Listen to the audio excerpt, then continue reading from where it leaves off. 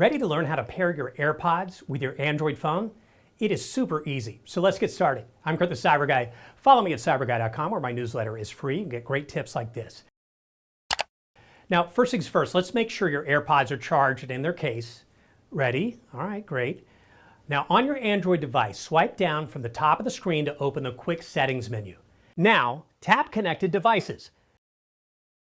Then tap Pair New Device. Bring your AirPods near your Android device and open your charging case. Press and hold the setup button on the back of your charging case.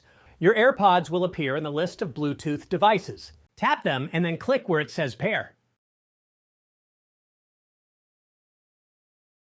And that, my friends, is it. Your AirPods are now connected to your Android. So enjoy your music, podcasts, or whatever you love listening to. More cool tips like this at cyberguy.com. If you're not already getting my newsletter full with tips like this and security alerts, go to cyberguy.com and click the red button.